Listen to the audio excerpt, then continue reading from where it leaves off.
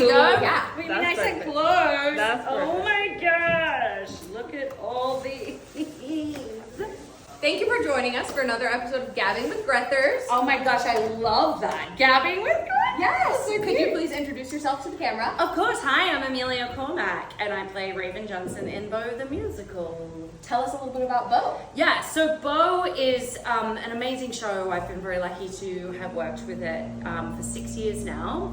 And it's basically a beautiful queer coming of age story, which is why we're so grateful to be here on Christopher Street, especially during Pride. My character Raven is the mother of the lead, Ace Baker.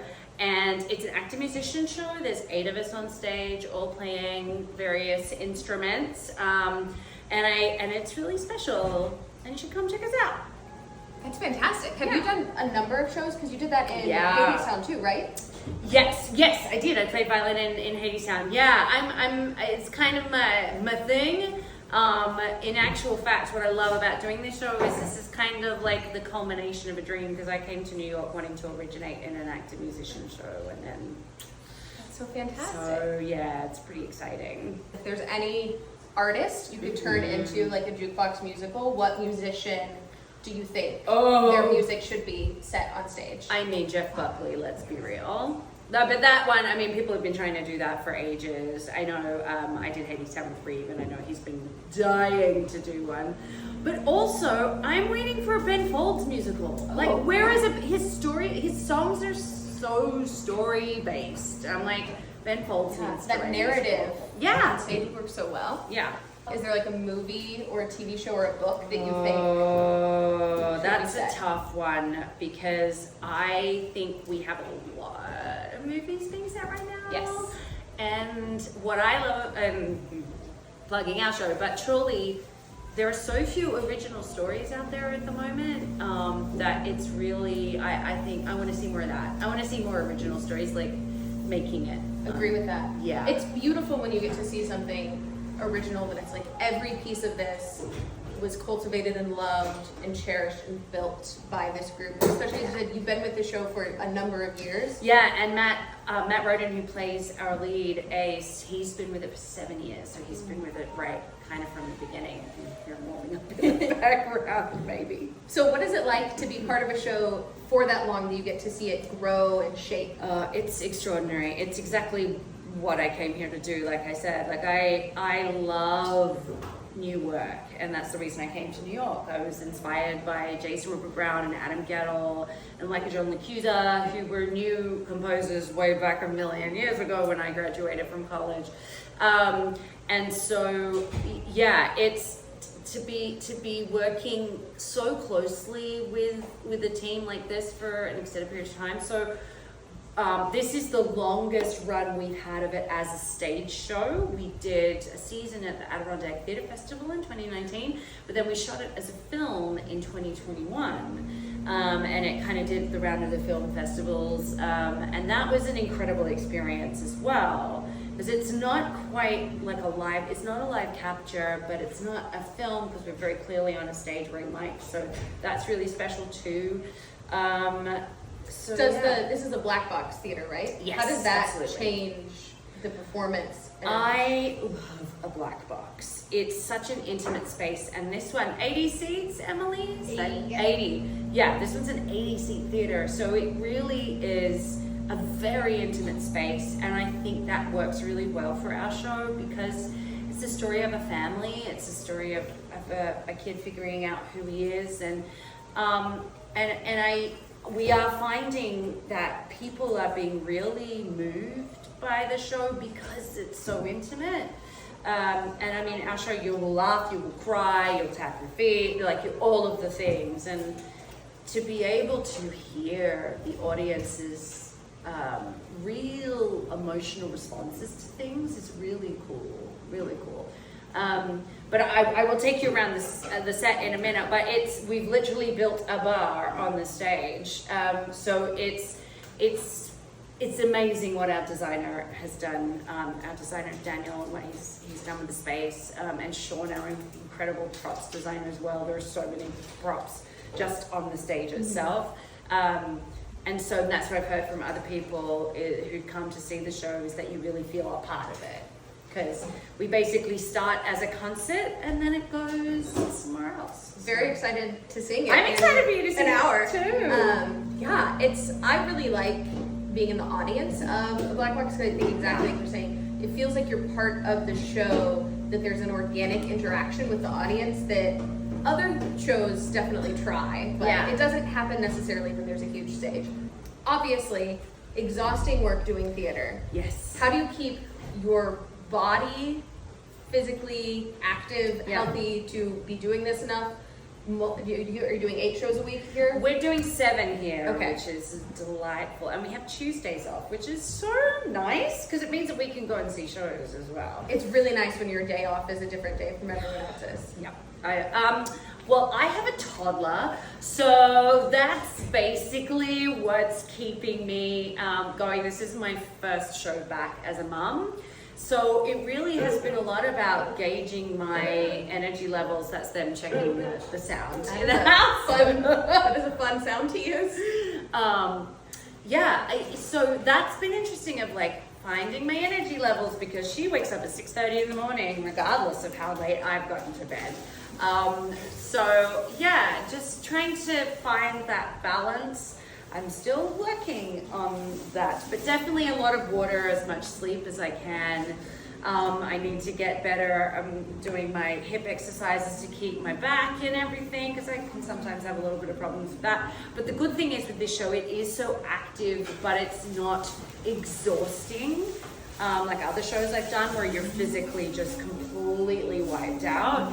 This one, I'm constantly on the move, but I'm not exhausted by the end of the show, I think, which that makes a big difference. That's great. Yeah. Is it mentally exhausting? Obviously, you love them. You said it's been your dream to originally roll it, but to do a show where you are juggling so many different pieces at once, how is that different from maybe focusing on just acting or just singing, but you have instruments and everything in the mix? Yeah, I will say I'm incredibly grateful that my first show back as a mom is a show I know so well, because it's in my body. I know this character so intimately. I've been through many iterations of her.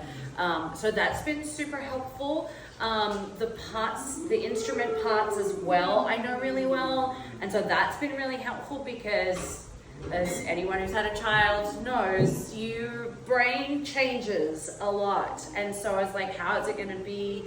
I've had to, accessing my emotions as an actor has been really different. So I would say it's interesting, because for me, Hadestown was physically very exhausting, but Come From Away was mentally very exhausting, and I didn't even have a child at that point. So Come From Away was by far, I think, the most mentally challenging thing I've ever done, because I was a standby. So I had 5 tracks in my head, and that show, doing 1 track is like doing calculus. It's wild. I'm forever amazed by people who swing, standbys, understudies, who keep multiple parts in their head, but especially in a show like Come From Away, where you're already playing multiple characters. Yeah. I saw Operation Mincemeat last week with my Oh my god, I parents. auditioned for that. I wanted to be in it so bad. Well, sorry that I brought it up. No. I really want to see it. But there was an understudy on, and it was fantastic to see, because there's dozens of different characters that they're playing throughout the show. Yes. And I was thinking, okay, this understudy covers multiple tracks. Yeah. And at intermission, I turned to my mom and was like, how do they keep track of all of this? Well, for me, what was good is that that when you are, say, for me, Beulah and Hannah were my 2 primary covers. I used to joke that I was the old lady cover. But I knew that when I was on for Beulah, she only plays these other extra characters. Same with Hannah. She only plays these. So it's like, once you're in that track, the hardest part is actually blocking everything else out. Because you get very good at compartmentalization, because you're like, but what was hard for me was Hannah and Beulah are always in scenes together. And so if I was one, it would be like, forget everything about the other one. Don't think of, and there were times like when Beulah kept a phone but Hannah didn't, but Hannah or one of them got rid of the phone at another point, and that did get me into trouble a couple of times where I realized on the plane, I was like, oh God, I'm meant to have a mobile phone now, but Beulah gets rid of it, you know. So yeah, that is the key, is the compartmentalization, really. Whereas with this one, the music actually, playing the music actually really helps, because you're using a different skill and a different part of your brain, and we get to go into this beautiful like flow state zone together as a band, apart from being actors and singers as well. That's really grounding and really beautiful, and I think that's what makes the show so special, is that we're a really tight band, apart from just being actors or singers and musicians. And I mean, the talent on the stage is truly, it's unbelievable. It's really special. And it seems like it's not a giant company. No. It's pretty close knit. Yes, with very.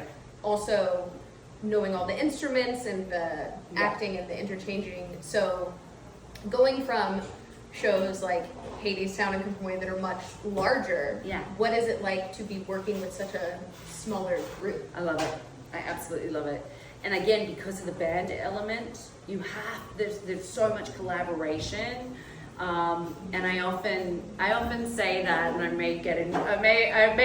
may be some people who have opinions about this, but what I love about the community in New York is that because theater is such a collaborative thing, people help each other out so much more. I feel like there's so much more working together than in other places and other industries. And especially when you're a band, you can't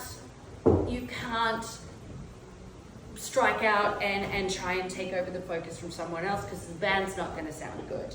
Like, each of us has our role to play, and that is really important, and that keeps us really grounded. And I think what is beautiful about this as well is the ensemble element within the acting it truly is a musical, even in the way the script is written. It's very, the dialogue is like music as well. Like beautiful. The cues, like we have to pick up on each other's cues. Within the rhythm and the harmony of the lines itself. Yes. It's beautiful. Yeah. It's pretty cool. So, to change things entirely. Yes. We have the new ginger lemon flavor, which you have not yet tried. So we'd love to get your live reaction to it. I'm really excited. And I will say, I'm not usually a ginger person, but I do, but as we all know, ginger and lemon and honey are so good for the voce. Let me try it. Ooh! It hits you. Yeah, but it's not super gingery either. The lemon is much stronger than you think it will be. Yeah. Like the ginger's like at the front, and then it's smooth lemon, I feel like. Ooh, I like that a lot. It is my favorite. Elderflower was my favorite, which is your favorite. Yes, I definitely go the sugar-free options if I can. Much appreciated. Oh yeah, because it's got that spicy of the ginger, but it's not the full flavor. Testing, Ace Baker's mic. Testing, Ace Baker's mic. Live theater. You know who else is will help immensely? Pregnant women. Yes. Yeah, because I was pregnant when I was doing Hades Town towards the end. So, yeah, and ginger, I was very fortunate. I didn't really get much morning sickness, but I had a lot of friends who had awful nausea. Same. One of my best friends used to have like a bowl of ginger candies everywhere in her purse. Constantly having that. Yeah, exactly. They're so nice. Yeah. Vocal health care tips. Steam is great. Warm down. I have definitely on Hades Town, I learned very quickly the warm down is as important as your warm up, because it gets your cords vibrating at a normal rate. Again, it gets them meeting in a much more relaxed way. And I swear by that. And a friend as well gave me sirens, like really soft sirens on an NG if your cords are feeling a bit thick and inflamed. I do, like, if I'm working on a very heavy vocal load, a show with a heavy vocal load, like Hades Town was a lot, then I do sirens a number of times a day, just really soft, and that helps like massage them and get the inflammation down a little bit. which we all get because when you're scrolled in your face, Yes. the way a lot of these shows are written these days. How does weather impact you and your voice? Because right now, like, it's so interesting. hot. It is. I am finding myself a little phlegmy. It's not so much the heat. It's the transition between the air conditioning and the humidity. That is not fun. But that's where your humidifier becomes really helpful as well. And why I love these. So I first came upon the Grethers when I was on the tour of Les Miserables in 2017. And what's so great about them is they're not drying because there's no menthol in there. And that's the thing that people don't understand is that menthol dries you out. So anything that has menthol in it is actually going to do the opposite of what you want it to do.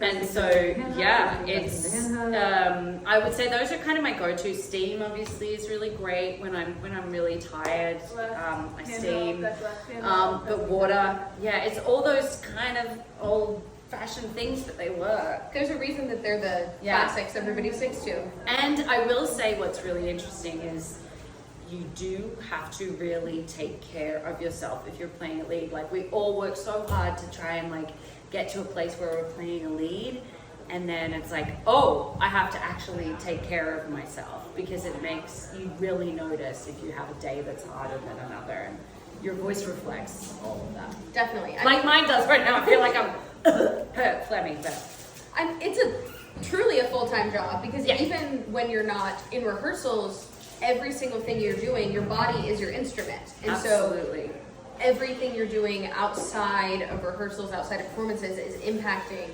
how your work will be in a way that's 100%. Very different from, I work in marketing, I can sign off and it's a little different what I do. Then previously in roles when I was I used to be a choir director. Oh, so you know. I have a master's in music and did choral conducting up until COVID, and then suddenly it was like choirs can't happen, and so then you pivoted. Yeah, we'll say that. Oh yeah. I think it's really important as well to remember that you can always take a day off or a show off, and that you have a standby or an understudy or a swing who is desperate to go on or would love to be seen, and that is okay. And we're very fortunate with this show that we've created this amazing culture of I want Lauren, who's my standby, to have a chance to go on, and I'm celebrating, my husband and I are both celebrating significant birthdays next week, so it's sure, you want. But I think we're finding now a balance with a culture of it can't be the job all the time. It can't be the job at the sacrifice of your entire life and mental health. And also, because having been a standby, a show is only as good as its understudies are ready to go on. And if they never get a chance to go on, then it's not good for the show. Yeah. And burnout, people talk about burnout, but a lot of times I feel like there is an idea that you're so fortunate to be doing what you love and this is what you work for, that you're not allowed to get tired and fatigued by it. But burnout is very real, especially creative burnout, and when you're doing the same thing day in and out, and it's better for you, for mental health, physical health, to take time when you need time to take a show off. But it's also a better show then, because if you're not fully mentally there, it's not enjoyable for you, it's not enjoyable for your cast members, your crew, or the audience. Yeah, exactly. So more of that, cultures of that, but I think it allows performers to participate in their lives more. It means you don't have to miss that wedding or that thing. You don't have to miss those things because there's a balance, and I think that's really important. I made my Broadway debut at 42. I moved to New York at 33. If you are someone who's looking at going into this for a living, it is going to take time. I feel like for this younger generation that have come up with YouTube, with all these things that I didn't have, there's a sense of wanting it to happen really quickly and that it can happen instantly. And I think this is it's a marathon, not a sprint. And if you're someone like me who knew I was not the ingenue at a pretty young age, I've been playing the mother since I was 17. I knew that my roles were going to come later in life. And so I'm actually really glad that I moved here at 33 with a career behind me, having been on the West End. I'm from Australia originally. It may take time, but if you want it badly enough, you can make it happen. Definitely. I Yeah. think that's beautiful. And that's Yeah. perfect thing to end on. Yay! Thank you so much. You're so welcome.